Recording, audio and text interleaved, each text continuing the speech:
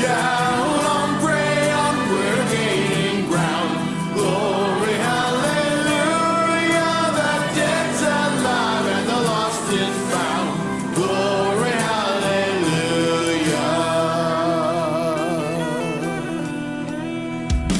How's it going, everybody? Welcome back to another episode of the Millennial Medic here on Eschatology Matters, part of the Fight, Laugh, Feast Network. So for those of you who have been following along with the Daniel series, today's going to be another special episode because I get to bring in a scholar and expert on Darius the Mede, Stephen D. Anderson. So welcome to the show, Stephen. Thanks. Good to be here. So for those who might not know who you are, can you just kind of give a little intro for us? Sure. So I'm a career Bible scholar. Since 2014, I've been working for BiblePlaces.com on a project called the Photo Companion to the Bible that focuses on illustrating the geographical and archaeological background of the Bible. And I'm also engaged in personal research and publishing projects, including an 8-volume interpretive guide to the Bible, which is up here. And there are 3 Spanish volumes now. So we're translating it into Spanish, and I'm revising it. I'm working on a commentary on Revelation that I hope to finish within a couple of years. And I publish articles on my blog at truthonlybible.com. I also do some volunteer work for Bibles International, especially with Hebrew and Aramaic. And I have a preaching and teaching ministry in Spanish churches. I've done some adjunct teaching in seminaries, and I do some academic editing work. As far as education, I earned my MDiv and THM degrees from Capital Bible Seminary, which no longer exists, unfortunately, but it was an excellent school with a focus on studying the Bible from the original languages. I earned my PhD degree in Biblical Studies from Dallas Theological Seminary. I graduated in 2014. And this is my dissertation, Darius the Mede, a reappraisal. And then I published it after I graduated on Amazon. And so this is the published book. And both of those are available for free download on academia.edu. You don't have to buy the hard copy. And my dissertation was a study in historical identification about Darius the Mede, so I look forward to talking about him. Yeah, it is like many of the listeners have probably already heard me say in previous videos, it's been quite a rabbit hole in my studies, especially when I get to Daniel chapter 5. And we're already dealing with the identity of Belshazzar and all of the controversy there and them not thinking he existed and finding all the archaeological finds that ended up proving Belshazzar's existence. The other character, which is, I think, even more controversial, is when we get to Darius the Mede, who's mentioned right there at the end of chapter 5. So I was digging in, trying to find out, okay, who is this? And for the longest time, I had been under the impression, and I had read quite a few authors that took the Gabrias view. And I kind of just took it, didn't think much about it. It seemed to make sense on the surface. But as I was digging in, I found a few people that started to kind of open my mind to other interpretations of who Darius might have been. Those people were Brian Wendell. He does the Bible Archaeology Report, also has some YouTube stuff, Digging for Truth.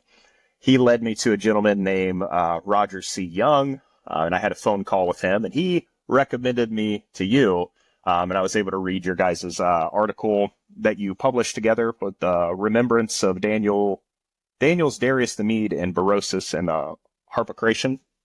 So read through that. Found your website, which is where I found the download for what you just showed, the Darius the Mede, the reappraisal. And I think I read that in maybe a day and a half. It was a fantastic read. I would recommend it to anybody.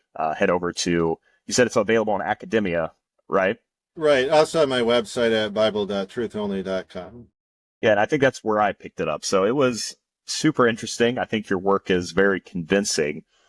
So I really appreciate having you on here, taking a chance to chat with the listeners about all the things that I'm starting to learn, because I think you're a wealth of knowledge on this topic here.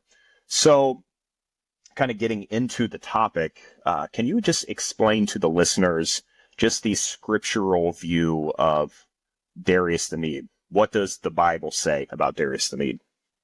Sure. So Daniel 5:31 introduces Darius the Mede as the king who is ruling over the Medo-Persian Empire at the time of the fall of Babylon.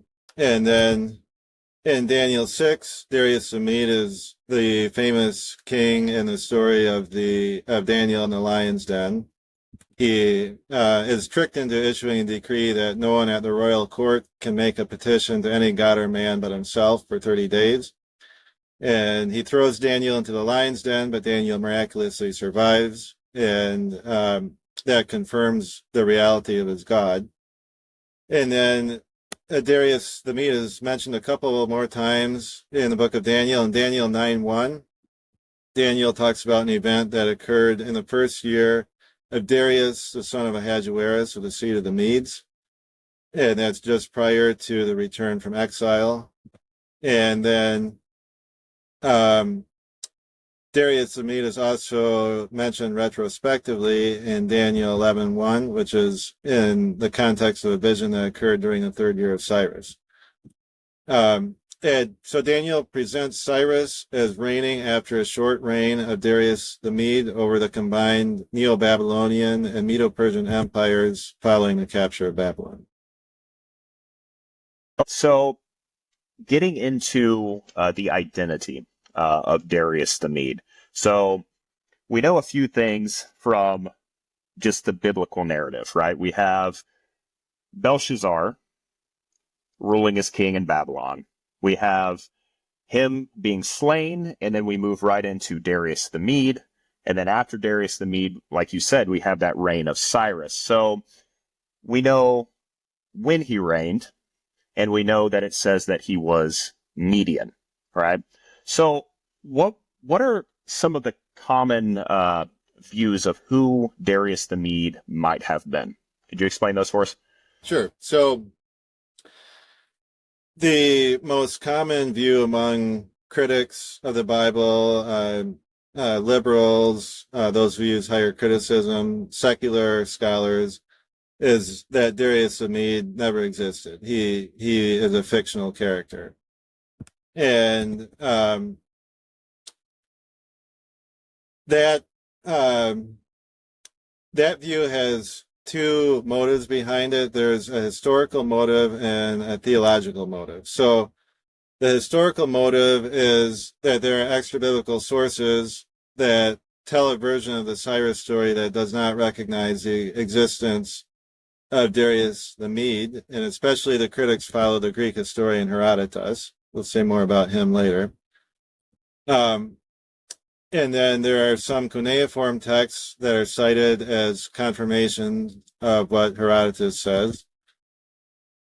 And most critics just assert on that basis that Darius the Mede never existed, and they don't interact with evangelical arguments for the historicity of Darius the Mede.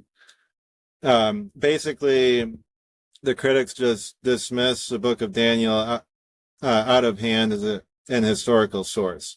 They're not willing to even consider that it's the word of God or that it's valid history. And that's due to theological motives.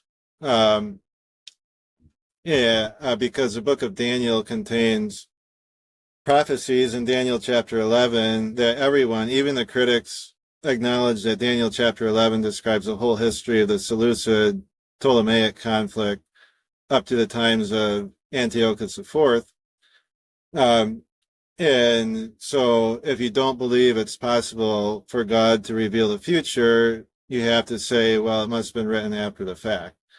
And the book of Daniel claims to have been written by Daniel in the 6th century BC. There are a lot of times in the book where Daniel says, I, Daniel, he's speaking in the first person. So if you take the claims of the book at face value, it was written hundreds of years before those prophecies of Antiochus IV, and that validates that it actually is divine revelation, it's the word of God. Critics don't want to go there. Critics also have a big problem with the miracles in the book of Daniel, like the story of Daniel emerging from the lion's den unscathed.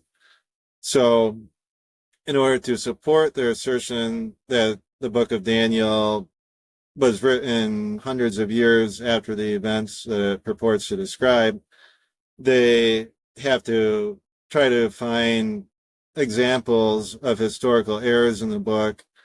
And Darius the Mede is one that most critics have really latched onto. There are one or two critics I read who actually do accept the historicity of Darius the Mede, but most of them just dismiss him and basically allow their presuppositions to determine their conclusion. And they also don't analyze the historical sources critically because they want to believe Herodotus and they want to believe the Nabonidus Chronicle and other sources. So they just accept them uncritically without evaluating them critically. And then another problem with the view is that Darius the Mede is fictional, is that it doesn't recognize the possibility of a co-regency between Cyrus and Darius the Mede.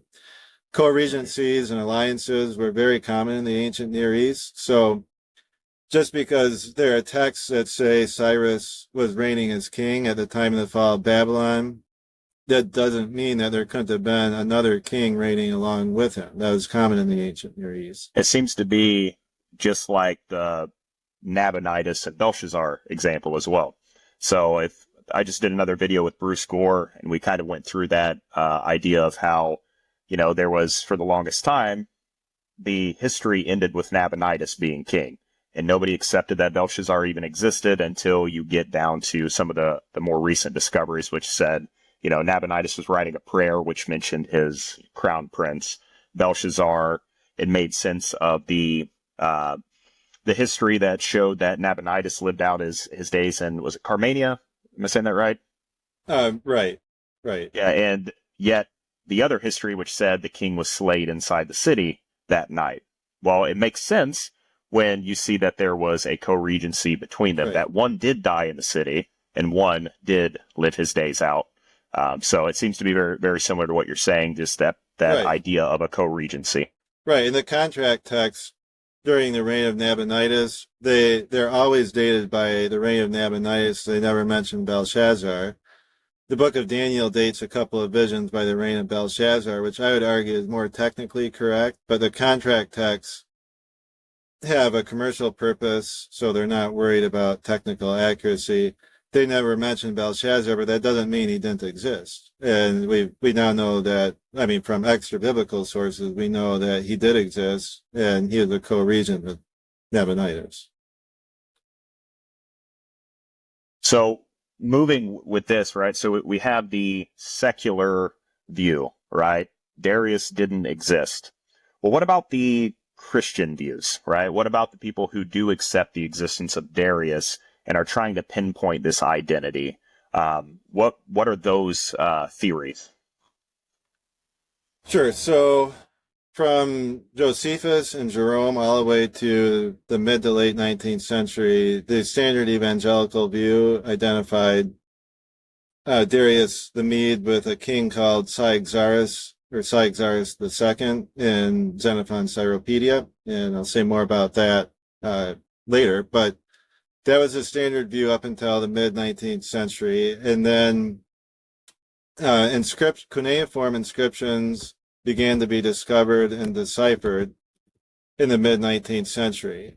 And that really changed evangelical views of Darius the Mede, because the Cyrus cylinder, the Nabonidus Chronicle, the dream text, and the Babylonian contract text from the reigns of Nabonidus and Cyrus all appeared to reflect the Herodotean story of the accession of Cyrus. Those texts were all published somewhere around 1880. And they all appeared to support the claim of Herodotus that Cyrus had no co-regent, that Cyrus had conquered the Medes long before he invaded Babylonia, and Cyrus was the only ruler of the Medes and the Persians. And at the time, in the late 19th century, there was all this excitement about deciphering cuneiform and discovering inscriptions, and those inscriptions were viewed as the authoritative primary sources that were coming straight from the contemporaries, and so those gave the definitive history of the period. And we now know, after studying cuneiform inscriptions, that they have all the same problems as the Greek historians have. For example, they have biases, they have inaccuracies, there are propaganda texts, there are lies, there are all kinds of problems in the cuneiform text. So just because it's written in cuneiform doesn't mean that it's telling the truth. But at the time, those texts were viewed that way. And so evangelical scholars began to look for alternative identifications of Darius the Mede. And the main alternative view for the first 3/4 of the 20th century identified Darius the Mede with a governor called Gobrias or Gubaru or Ugbaru, depending on the source. And the classic statement of that view was given by John Whitcomb in the 1950s, where he was looking for some character in the history of Herodotus and the Nabonidus Chronicle that could correspond to Darius the Mede, and Gubaru or Gobrias or Ugbaru seemed to be the guy who fit best, because he was appointed governor of Babylon by Cyrus after the fall of Babylon. But a number of problems emerged with that view. One is that Whitcomb, in his work, he only references the references to Gubaru in Babylonian contract texts from the 4th year of Cyrus until the 5th year of Cambyses. But the book of Daniel says Darius the Mede was reigning over Babylon right from the day it fell. And it turns out Whitcomb had assumed that that guy was also governor for the first 3 years of Cyrus's reign, but it turns out he wasn't. There was a different guy who was governor of Babylon. And that governor of Babylon can't be Darius the Mede because he's identified in the sources as a native Babylonian, so he wasn't a Mede. So William Shea tried to rework Whitcomb's view, and he tried to argue that there's this guy in the Nabonidus Chronicle named Gubaru or Ugbaru, who is governor of Gushium, and he enters Babylon with Cyrus, and he's appointed governor of Babylon by Cyrus, but the Nabonidus Chronicle says he died 8 days after the fall of Babylon. So Shea has a real problem trying to explain how all the events of Daniel 6 and Daniel 9 could have happened within those 8 days. Very difficult to try to fit them in.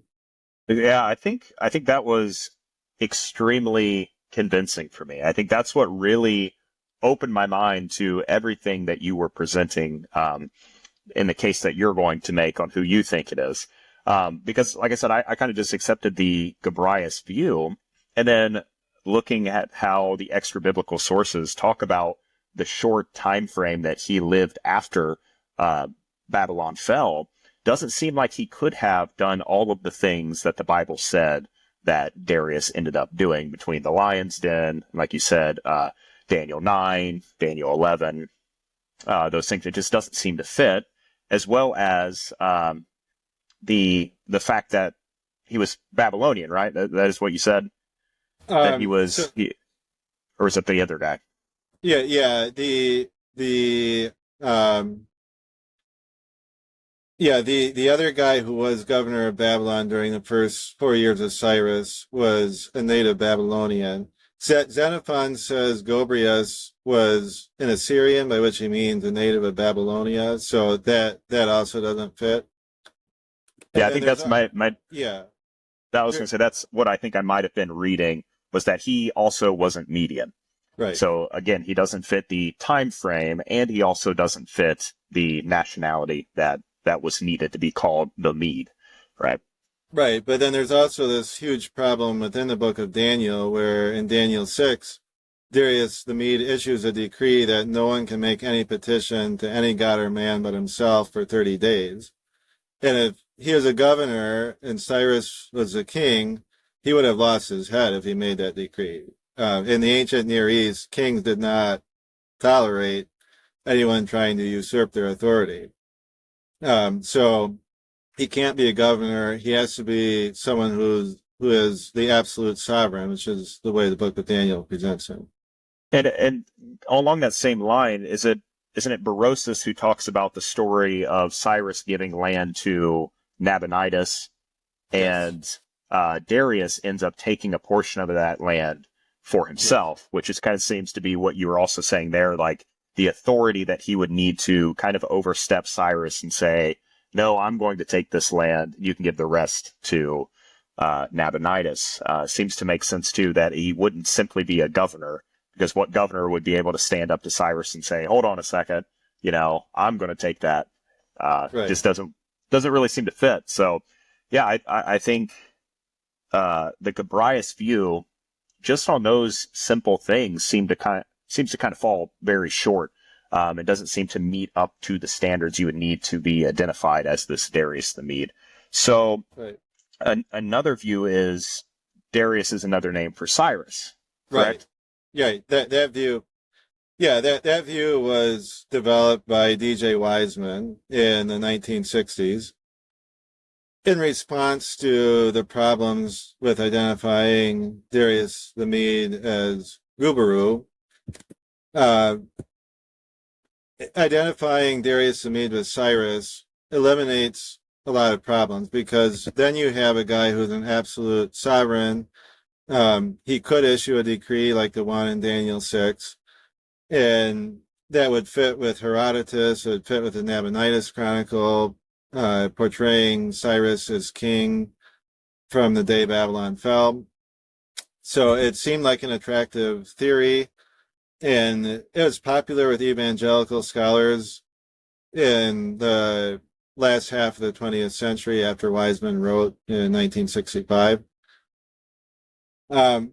One problem with it, probably the biggest problem with it, is within the book of Daniel, there's always this distinction between Cyrus the Persian and Darius the Mede. And it's hard to explain why Daniel would use those two different terms if he's only talking about Cyrus the whole time. And in his own inscriptions and in Akkadian, Cyrus always identifies himself as a Persian. He never calls himself a Mede.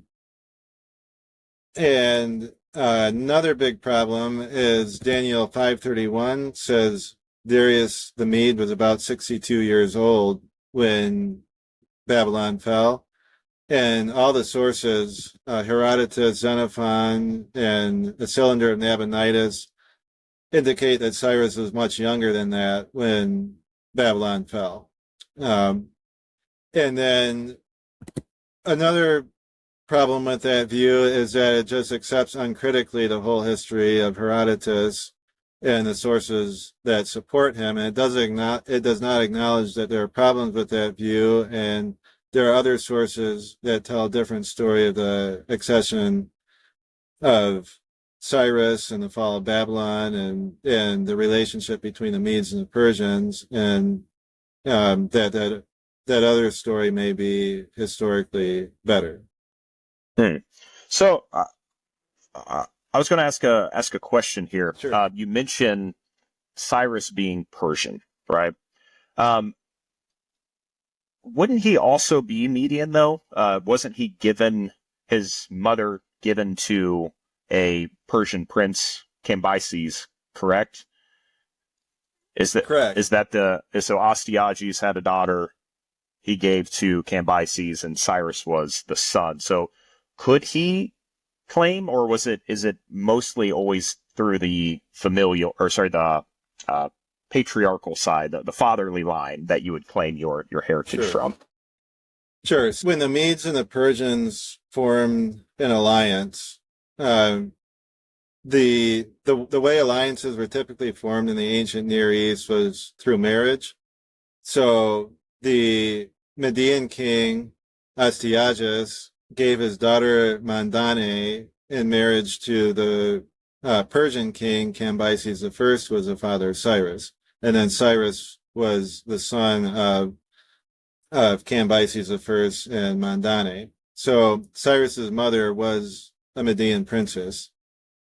But in Cyrus's own inscriptions, like the Cyrus cylinder, lines 20 through 22 of the Cyrus cylinder, he only speaks about his Persian ancestry through his paternal lineage, and he never says anything about his maternal Median ancestry. And he never, in his own inscriptions, he never calls himself a Mede. He never takes the title King of Media. He always boasts that he is an Achaemenid. He is descended from an ancient line of Persian kings. Right. And we only know about the maternal lineage of Cyrus from Greek historians who wrote later, who weren't the official sources.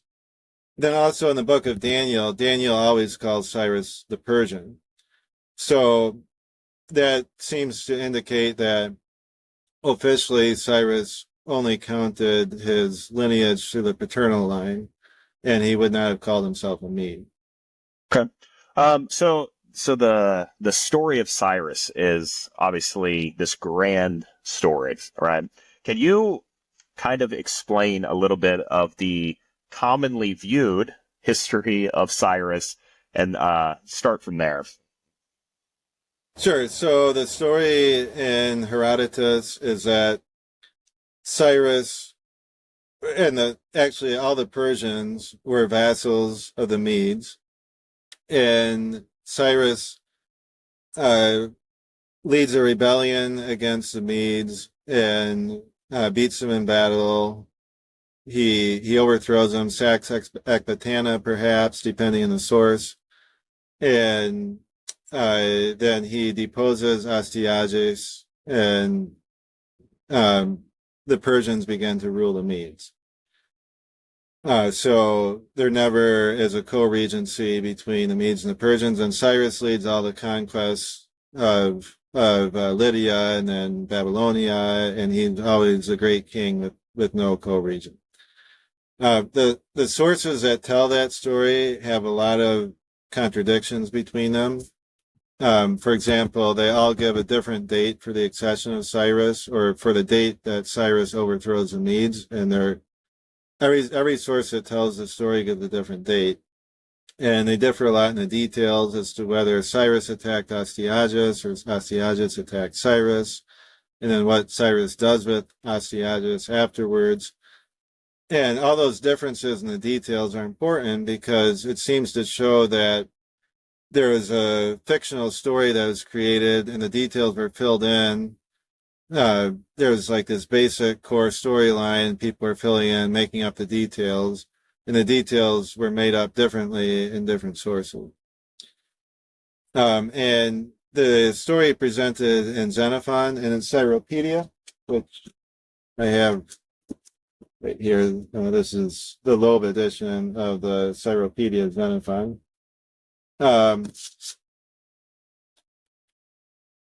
He says that Cyrus was the crown prince of Persia. His father Cambyses was king of Persia, and the Persians had formed an alliance with the Medes.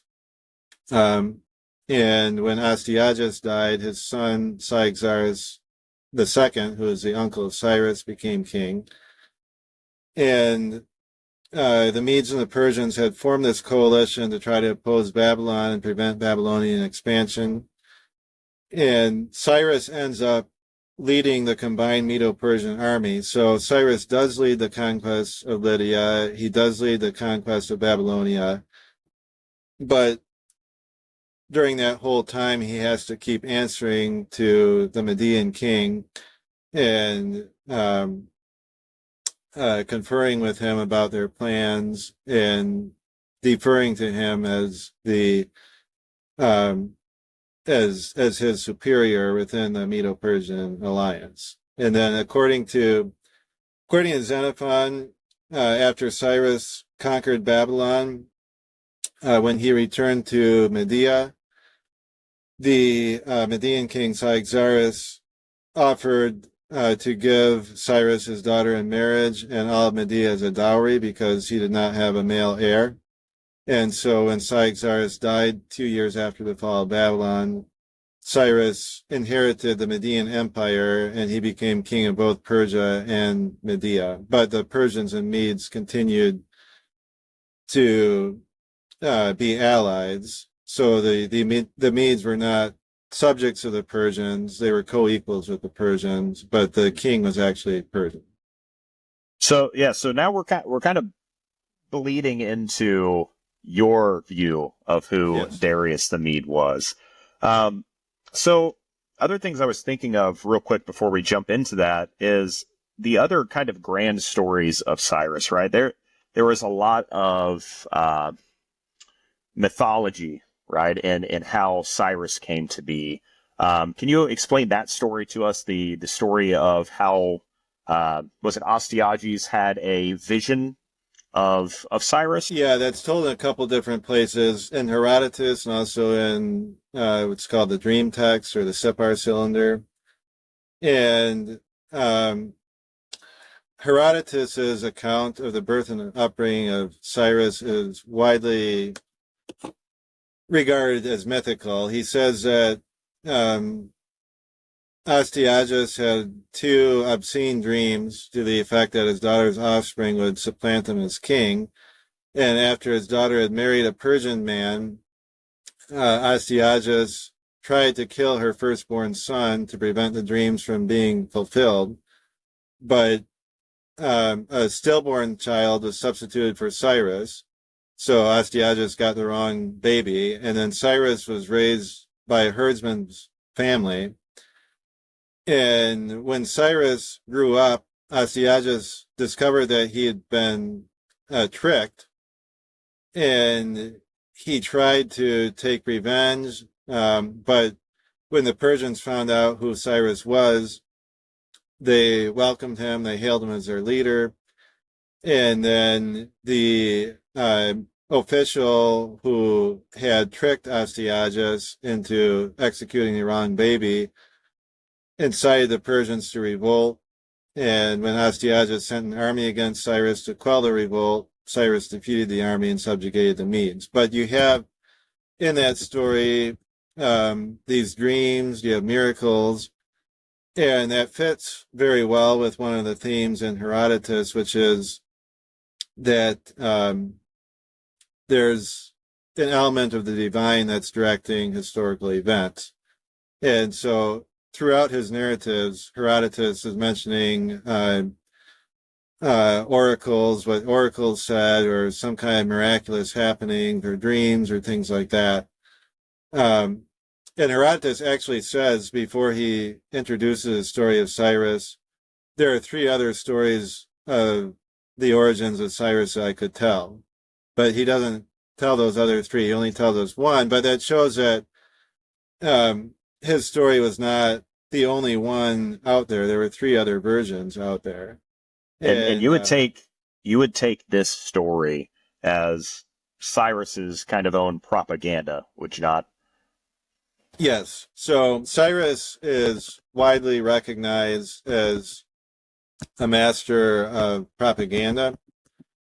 And there's especially an inscription referred to as the verse account, or the verse account of Nabonidus, although it's about Nabonidus, it wasn't written by him. That describes a propaganda battle between Cyrus and Nabonidus as Cyrus is attacking the Babylonian Empire.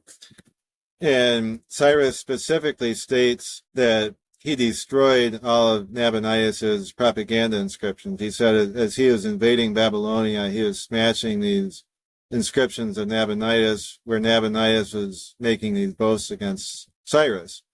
So that explains why in the cuneiform text that we have, we only read Cyrus's version of the story. Cyrus says he destroyed all of Nabonidus' texts. And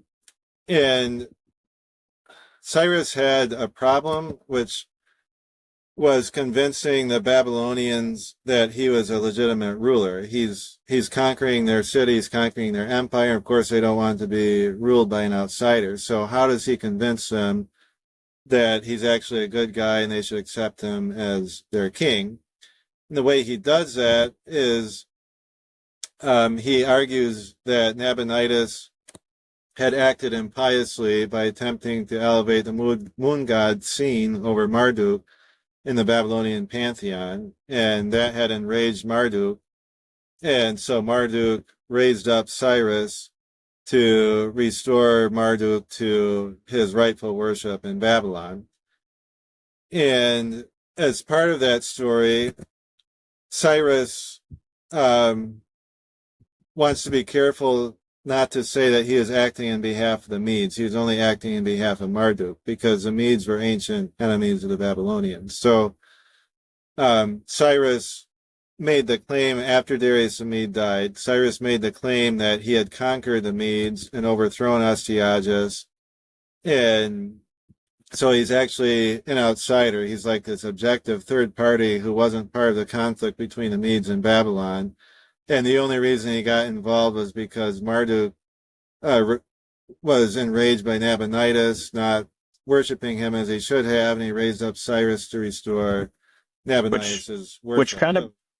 Which seems to kind of make sense with the other story of his origin, right? It seems to be, Marduk wanted me to do this. Now listen to this story of how I came to be. It was all a, prophecy. Right, Astyages had this dream, and I came about as this great savior to, the Babylonian people, ultimately. So it seems to make a lot of sense, this whole giant, propaganda that was pushed.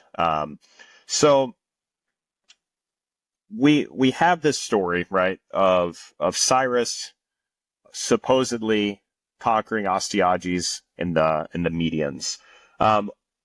When it comes to the Harran Stele, it seems to have an issue. Can you explain what the Harran Stele kind of shows and how that kind of destroys this theory that he conquered the Median Empire? Sure. So the Harran Stele is a text written by Nabonidus in 546 or 545 BC, which is well after the date when Cyrus supposedly conquered the Medes and overthrew Astyages.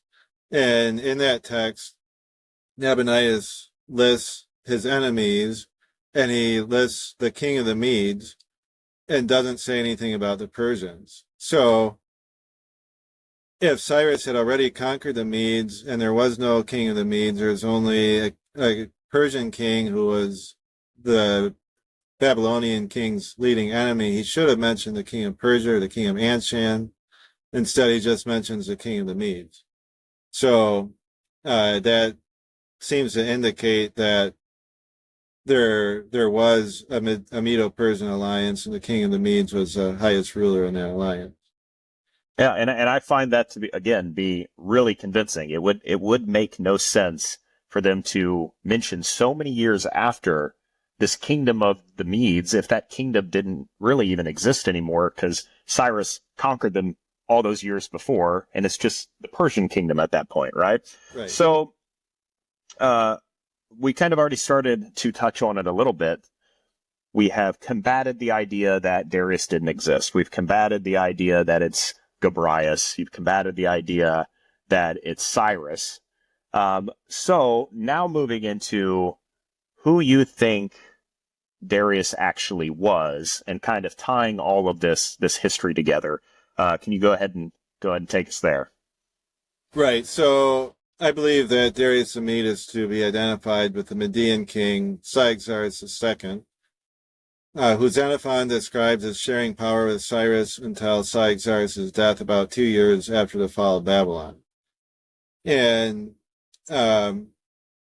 so Cyrus began his career as a Persian crown prince And then he succeeds his father as king of Persia, but he is subordinate to the Median king Cyaxares II until Cyaxares dies.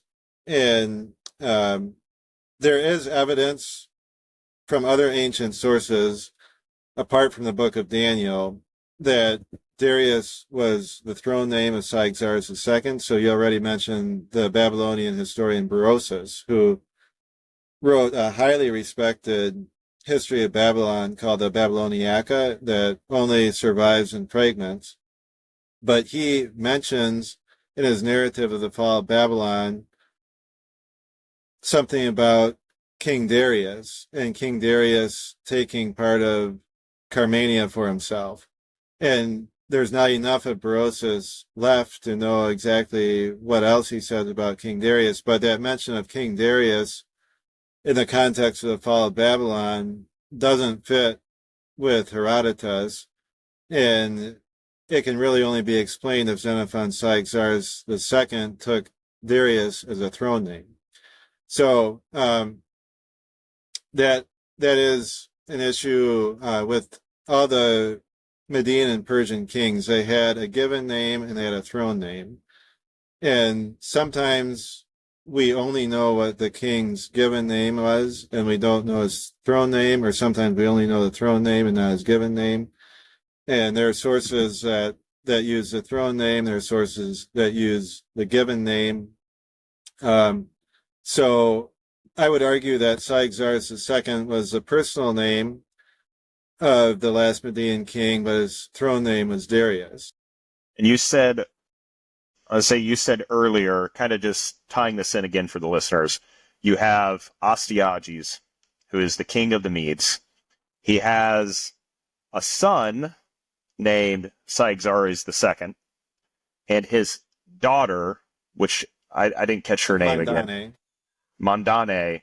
Mandane is who married Cambyses from the kingdom of the Persians and had Cyrus. So Cyaxares II would be Cyrus's uncle. Astyages would be his grandfather. So right now we're talking about the uncle of Cyrus. Correct. Okay. Yes. Yeah. In terms of what evidence there is for the historicity of Cyaxares II and for his identification with Darius the Mede, there's Berosus. There's also a 2nd century lexicographer at the Library of Alexandria named Valerius Harpocration, who states that there is a king named Darius who preceded the king who's usually called Darius the First. He doesn't explain it, but being the librarian at the Library of Alexandria, he obviously had access to a lot of ancient works that are now lost, and presumably he read something in there. He wasn't a Christian, he wasn't a Jew, so he presumably wasn't getting that from the Bible. And he was writing about the coinage, right? Right. The Darius. Right, the Darics. Or the Darics, yeah. Right. And then also the Persian king who overthrows the dynasty of Cyrus takes the throne name Darius, which is interesting. We don't actually know what Darius, the son of Hystaspes, what his original name, I don't think we know what his original name was, but he took the throne name Darius, and presumably he took that throne name because it was the name of a king of a dynasty that preceded Cyrus. He didn't want to use a throne name from the line of Cyrus, and then his son he calls Ahasuerus or Xerxes, and that would also make sense if the throne name of Astyages was Ahasuerus. He's reusing that earlier throne name from an earlier dynasty in order to give himself legitimacy. And in terms of the connections between Xenophon and the book of Daniel, Cyaxares II fits very well with Daniel's description of Darius the Mede, and that's generally well recognized. It seems like Cyaxares was around 62 years old when Babylon fell. He was Cyrus's uncle. And then also Xenophon's Cyropedia is being viewed now as more historically reliable than it has been viewed in the past, because there have been detailed studies of the Median and Persian customs that describes, and also Xenophon mentions Belshazzar. He doesn't mention him by name, but he mentions that there's a son of the Babylonian king. And he mentions Gobrias. He mentions the marriage of Cyrus to Cyaxares' daughter. He mentions how Cyrus was raised in the royal court. He wasn't just the son of a goat herd. Another important corroborating piece of evidence is the famous Behistun inscription of Darius I, Darius the Mede, where he states that two different Medians launched rebellions against him on the basis of a claim to be of the family of Cyaxares. And that wouldn't make sense if Astyages was the last Median king. They should have claimed to be of the family of Astyages, but by claiming to be of the family of Cyaxares, that indicates that Cyaxares was the last Median ruler. And then they also don't claim to be a son or a grandson of him. They just say they're of his family, which makes sense if he didn't have any male heir. So, kind of summarizing this view a little bit, we have Cyaxares is in fact Median, right? Yeah. So he checks that box. Right. We have the age, right? So Daniel 5 says that, that Darius the Mede took over at the age of 62. You already explained that Cyrus would have been quite a bit younger, but just kind of given the familial connection, being the uncle of Cyrus, it seems to kind of fit that category too, that he most likely would have been a generation older than Cyrus and would have fit roughly that 62 age range. He meets that as well. You were kind of explaining it a little bit, I don't know if you can go into more detail or not, of how Cyrus took Cyaxares' army on conquest and kind of the story behind that. I know I was reading a little bit of that in your book, so I don't know if you can touch on that a little bit. Sure. So shortly after the accession of Cyaxares, and this is coming from Xenophon's narrative in the Cyropedia, shortly after the accession of Cyaxares, the Babylonians made an alliance with Croesus, the king of Lydia, who was famous for all the gold he held in Sardis. And there are some other nations in the alliance, and they went out to attack the Medes and the Persians in order to try to destroy the Medo-Persian Confederation. And Cyrus was made commander of the Persian army, which was separate at that time from the Median army. And Cyrus defeats the Babylonians on the battlefield. He was a brilliant general. He defeated the Babylonians. And after the defeat, Cyaxares went to his tent and partied, and Cyrus continued to press the Babylonians. And because Cyaxares was partying in his tent, Cyrus took over command of the Median army as well, and he led them in pursuit of the Babylonians. And Cyaxares at first was angry with Cyrus, but Cyrus pledged to continue to be subordinate to him, and the Median soldiers were loyal to Cyrus because they recognized he was a great general. So after that point, Cyrus continued to Cyrus became basically the commander of the Medo-Persian army, and he would just consult with Cyaxares, but Cyrus was leading the army on the field. He drove the Babylonian army back into Babylonia, but instead of trying to conquer Babylon immediately, which he recognized would be too difficult, he decided to bypass Babylon and lead a campaign against Babylon's allies and try to destroy all of Babylon's allies and isolate Babylon, and then after many years, make an assault on Babylonia itself. And so that's what he does. Cyrus attacked and defeated Lydia and captured Sardis, which was thought to be impregnable, and captured Croesus, the king of Lydia. And then he conquers all of modern-day Turkey and adds a lot of foreign soldiers to his army and begins to build this multinational alliance and this coalition of forces. And eventually, while he's doing that, while he's in Lydia, probably, it seems likely that Nabonidus or Belshazzar probably, led a sneak attack into Medea and sacked Ecbatana. That's indicated in the verse account. And that becomes a basis for Cyrus's claim later on to have attacked the Medes and have sacked Ecbatana. He says he is actually the one who did it, not Belshazzar.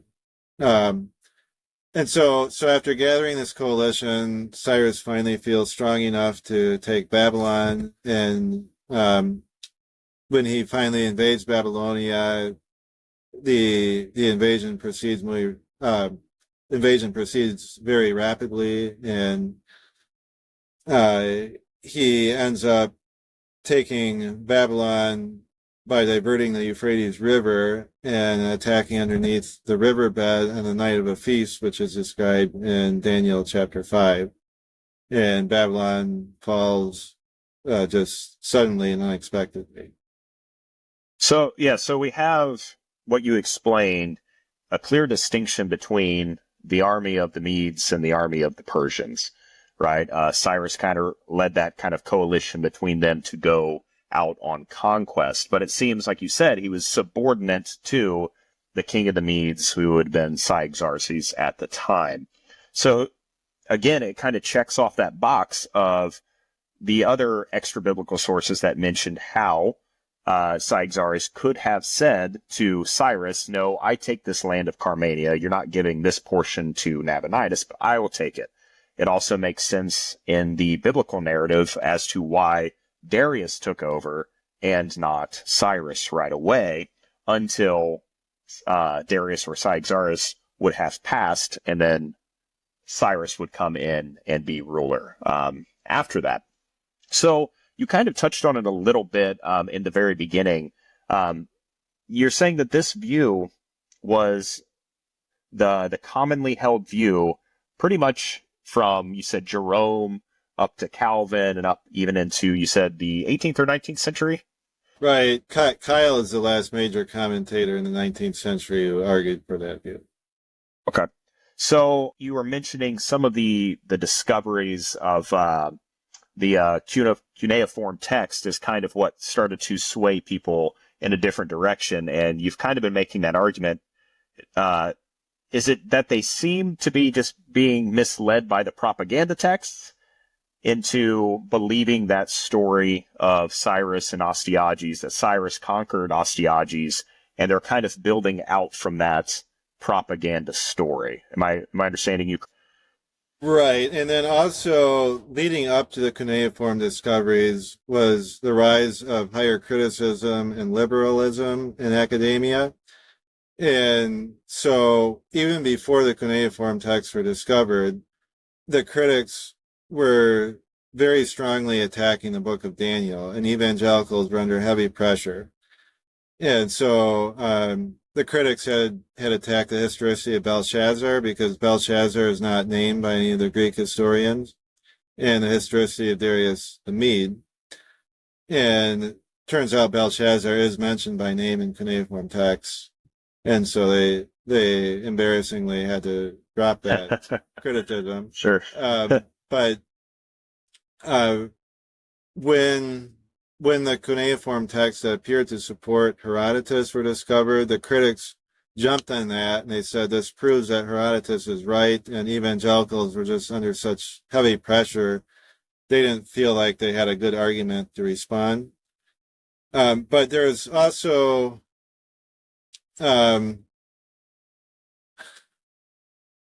just some, I guess you could call it immaturity in scholarship about how to interpret those texts. So, for example, the contract texts from Babylon are dated to the reign of Cyrus from the day that Babylon falls.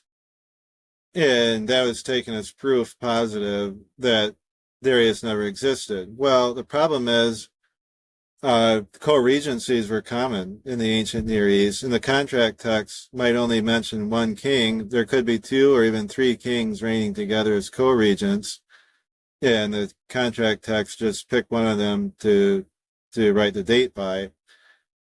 So the fact that there are texts that say Cyrus is king, that doesn't disprove the historicity of Darius the Mede, and that was just a methodological error that scholars should have recognized at the time, but they weren't. Maybe they weren't well enough versed in ancient Near Eastern history to think of that or understand it the way they should have. But that was a clear methodological mistake, that to just assume that because Cyrus is named as king, there couldn't have been another king. Also, to trust what Cyrus said and not realize that he's writing propaganda pieces and he may be making things up. So this seems to be kind of the whole idea of your PhD thesis and your title of your book, right? Is you are kind of going back and taking a view that was already standard, right? That Cyaxares was Darius, and it had kind of fallen away, and you're kind of returning back to that view. And I think doing a wonderful job of presenting a pretty convincing case of doing so. So I know we talked about this in the last phone call that you and I had. Why do we not have more evidence for Cyaxares in just the Medians in general?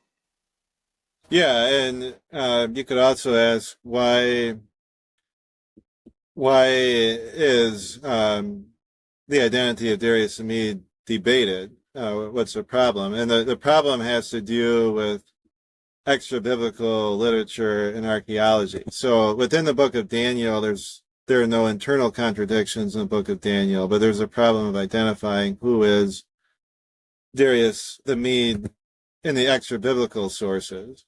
And the reason why it's become a difficult problem is because there are very few primary sources that describe the history of the period. So if we want to learn about Darius the Mede, the first place to look would be in Median inscriptions.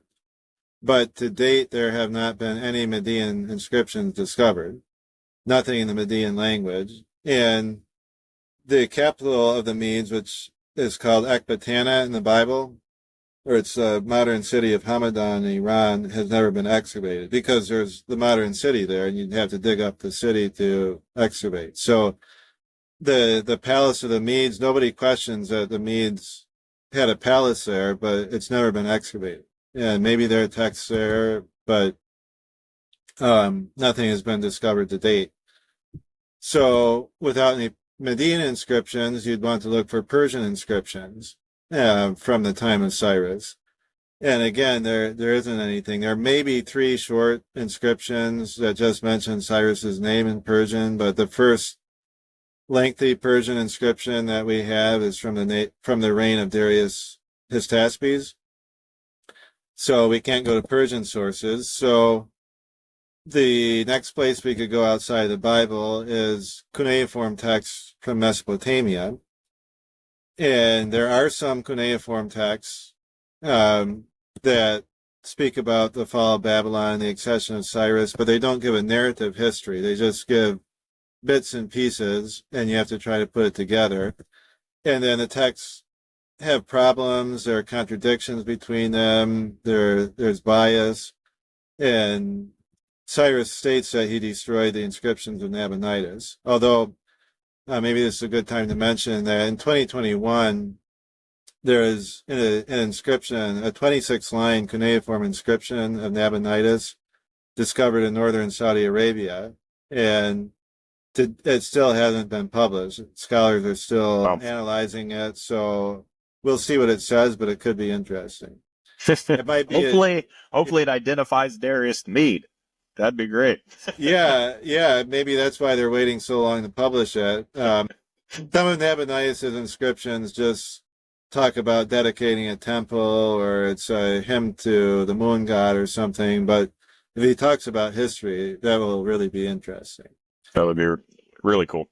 So our only narrative histories of Cyrus and the Medes come from Greek historians, and there's just Herodotus and Xenophon, and basically modern scholars rely on Herodotus to write their narrative history of the Medes and the Persians. But Herodotus has a lot of problems, and he seems to rely on Persian propaganda and legends that grew up around Cyrus for his sources, and that's why we have the problems that we do. Yeah. Well, like I said earlier in that kind of summation I was trying to do, it seems that Cyaxares II seems to check all of those boxes where Gabryas, Cyrus didn't check off. The things that we were looking for from the very beginning. How they could be called Darius the Mede, how there was a reigning period between Belshazzar and Cyrus, how the age would work. It seems like Cyaxares seems to check all of those boxes. And like I said, it was a very convincing case that you made. Not obviously that it's original with you, but just the in-depth study that you put into it and examining each of those points, examining how all of these other views, the Gabryas view, the Cyrus view, the fact that he didn't exist at all those views seem to have those issues and those problems, because we have extra biblical sources that would deny those very, very people even having an opportunity to be looked upon as being Darius the Mede. So just this whole conversation about Bible chronology and history in general, why would you say that's important for somebody who is just reading scripture and wants to know more about Darius the Mede?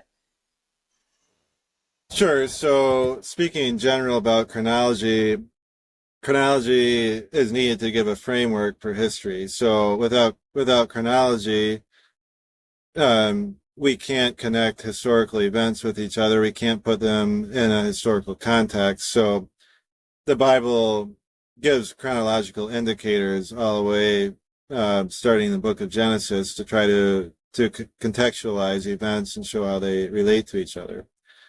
And with regard to Darius the Mede, one specific issue is the prophecy of 70 years in Jeremiah 25 and 29, where Jeremiah prophesies the 70-year exile, which Daniel mentions in Daniel chapter 9. He says, in the first year of Darius the Mede, I was reading in the book of the prophet Jeremiah, which had probably just been published, about a 70-year exile.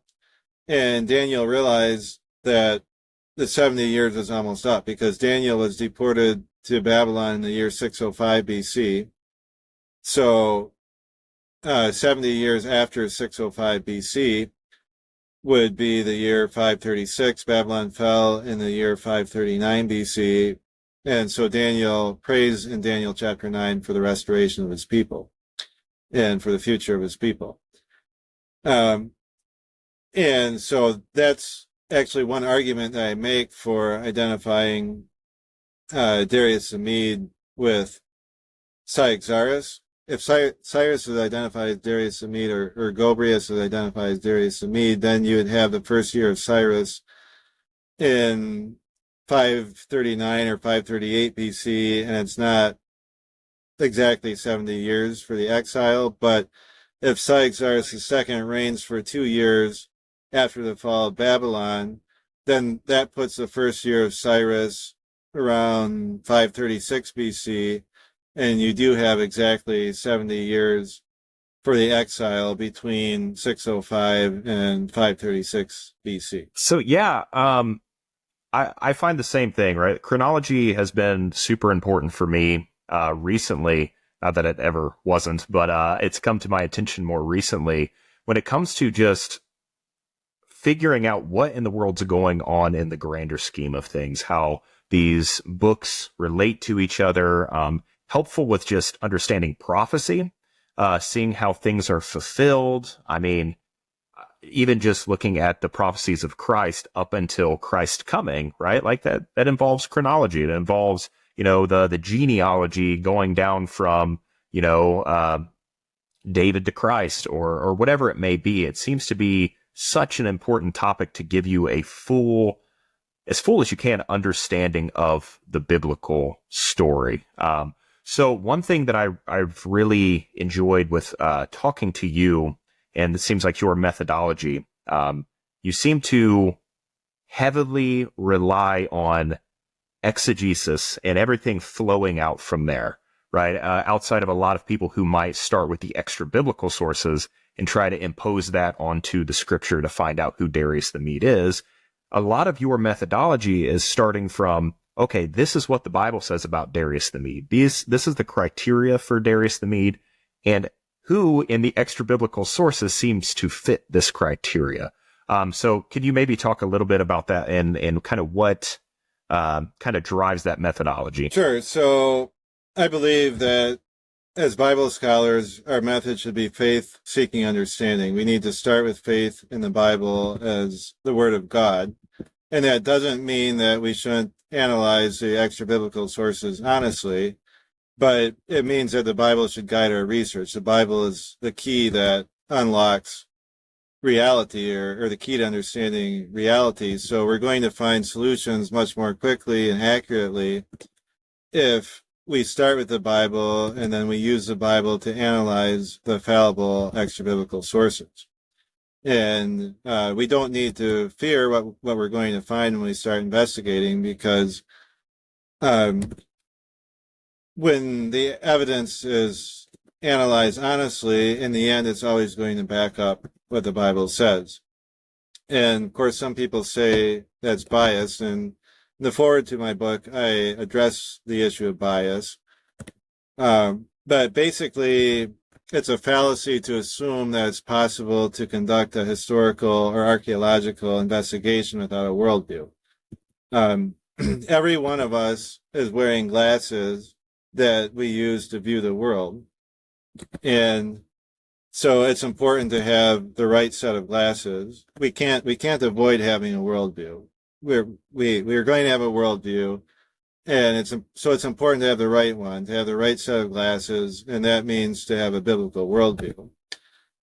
And that's how I got started on this issue of Darius the Mede. When I looked at the other options, Darius the Mede as Gubaru or Darius the Mede as Cyrus, it didn't fit with the way the book of Daniel described Darius the Mede, and so I assumed on that basis that there was some other historical figure that would fit better with the book of Daniel. The other two just didn't fit with the text. And as I studied the sources, that's what I found, that there actually are a lot of extra biblical sources that fit very well with the book of Daniel that tell a different history than what Herodotus tells.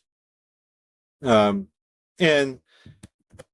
so I'd argue you need to always start with the Bible and judge extra biblical sources from the Bible. But even if you're just reading the extra biblical sources and you don't know much about the Bible, it should be possible in the case of Darius the Mede to recognize that there are contradictions between the sources and there are biases. There are problems within the extra biblical sources themselves.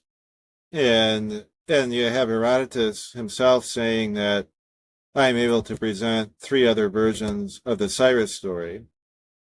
Yeah,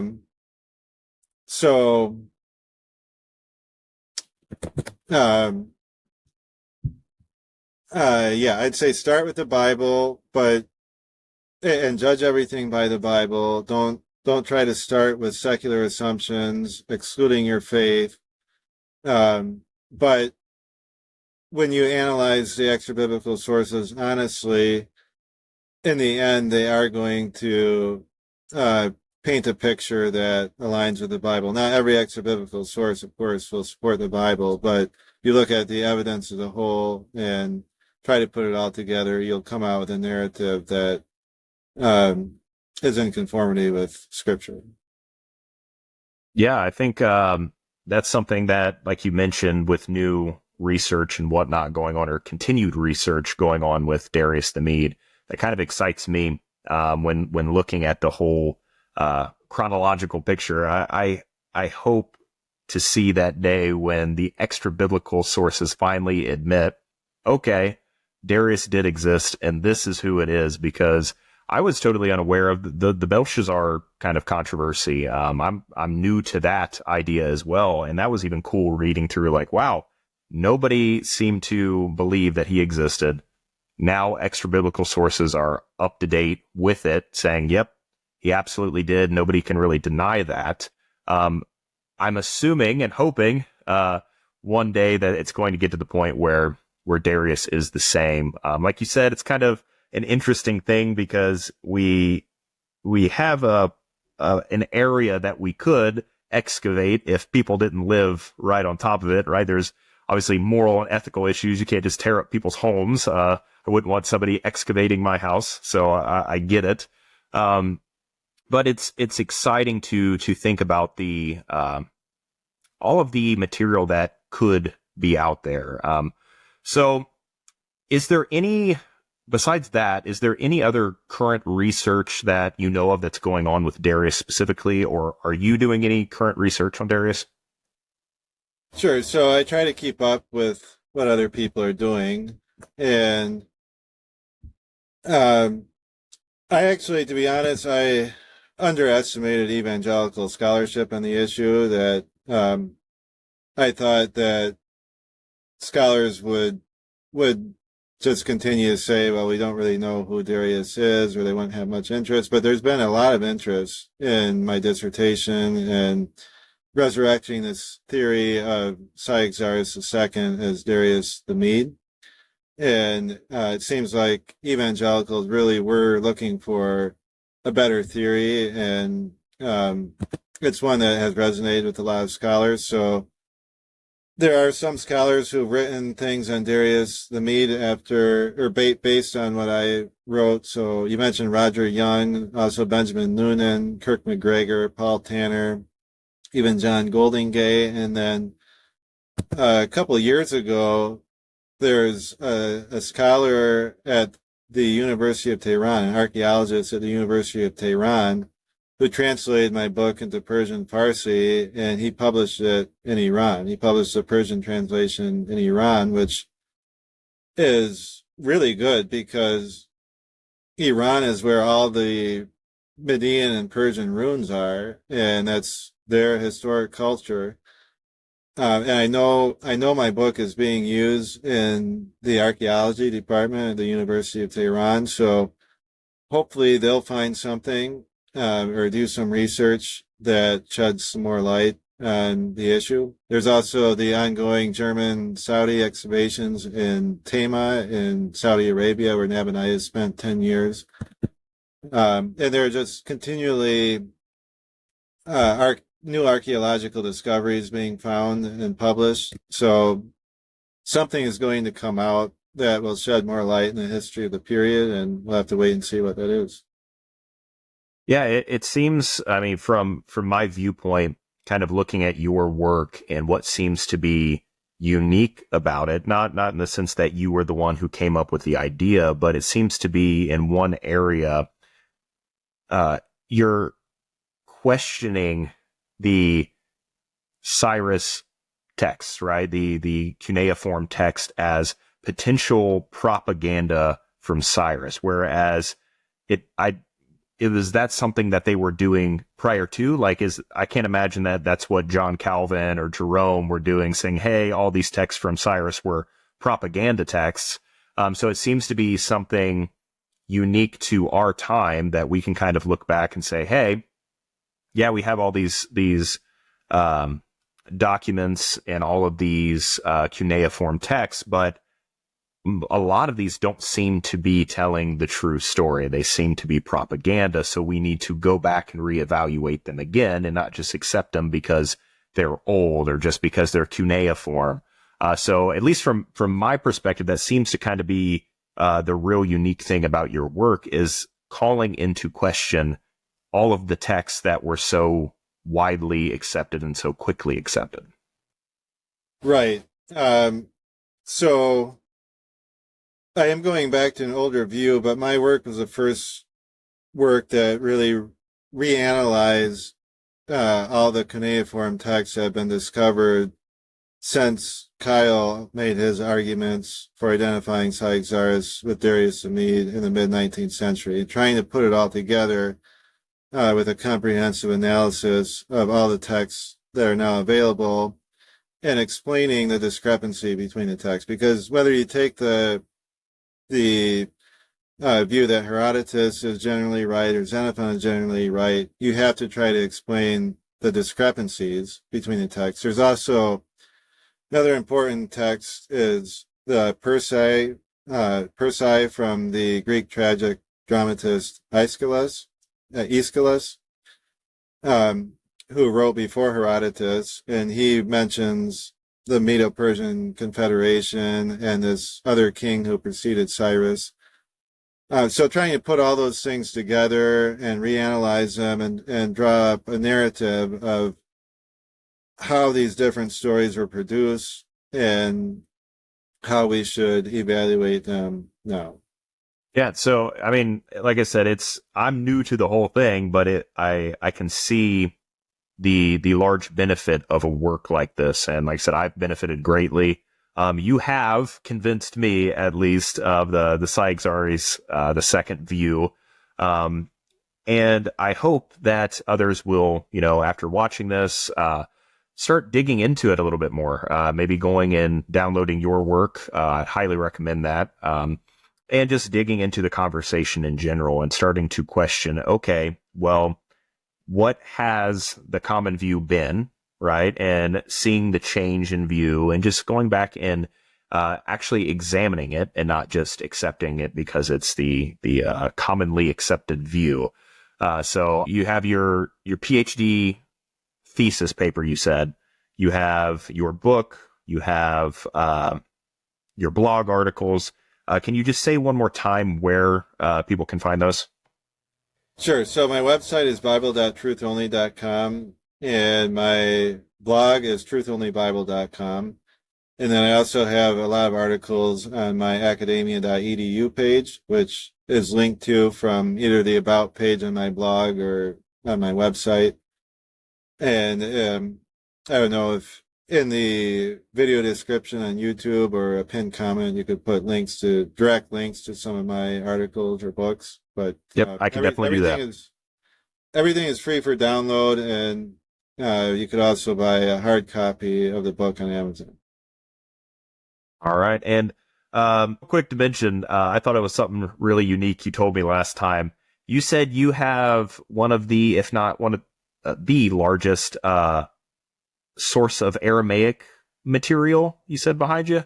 Right. So I don't know how well it shows up on the camera, but I have in my top bookshelf there, I think it's maybe the largest collection of books on biblical Aramaic anywhere in the world. I've tried to collect a comprehensive library of all the resources out there for studying biblical Aramaic, and then I have a blog post where I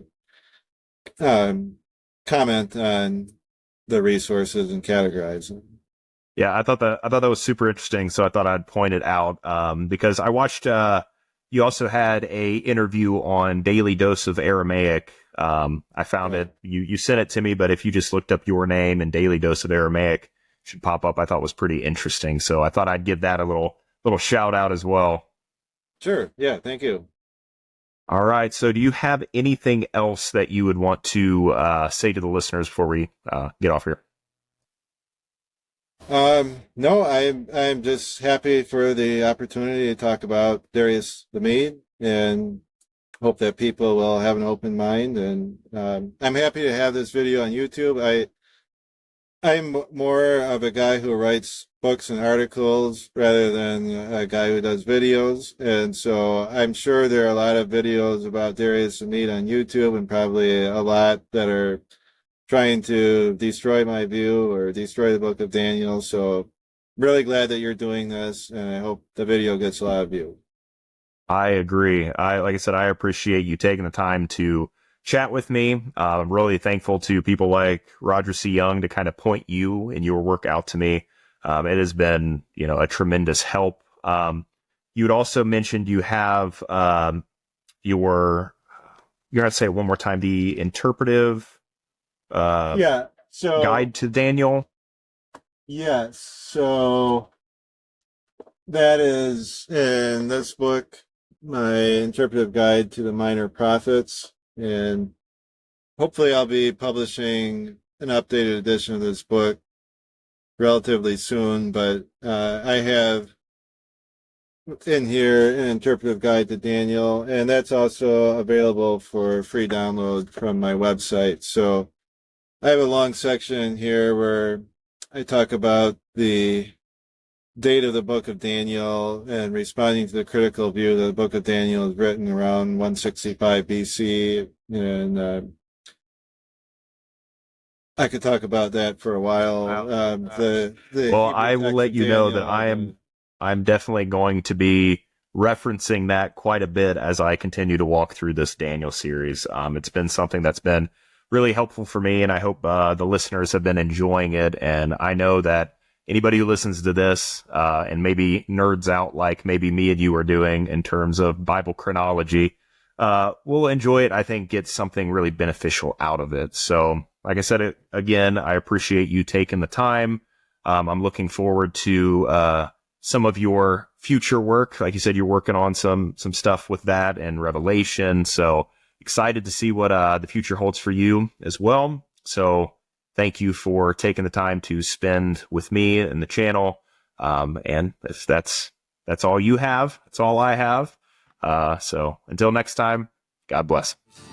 Seated here at my right